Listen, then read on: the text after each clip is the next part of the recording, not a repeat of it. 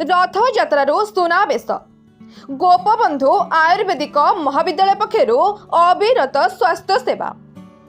गोपबंधु आयुर्वेदिक महाविद्यालय पक्षरु रथ यात्रा ठारू सुनावेश पर्यंत समस्त चिकित्सा जोगाई दिया जायछि।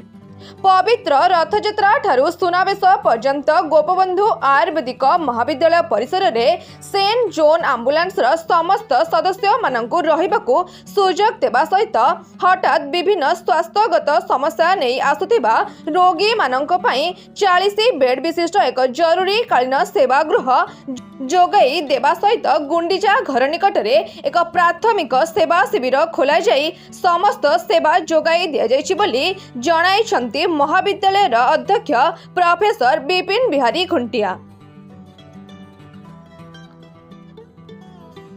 निवेदिता सिंह को रिपोर्ट RM News 8। जय जगन्नाथ। मु प्रोफेसर विपिन बिहारी खुंटिया प्रिंसिपल गोपबंधु आयुर्वेद महाविद्यालय पुरी। रथयात्रा अवसर में मु पुरीवासी ओडिशावासी एवं समग्र विश्ववासी को मु हार्दिक अभिनंदन जनाऊँ। आम अनुष्ठान तरफ आम रथयात्रा पूर्व बहुत प्रस्तुति करूँ। आम पिला माने रथयात्रार एमरजेंसी की आखि आगे रखी 50 यूनिट ब्लड कलेक्शन करके डिस्ट्रिक्ट एडमिनिस्ट्रेशन को।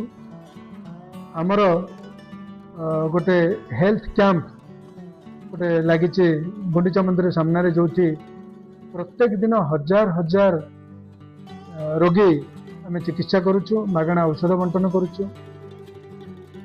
ता बाद आम गोटे कैंप एठी करिथिलु, गोटे सेमिनार करिथिलु सचेतनता शिविर।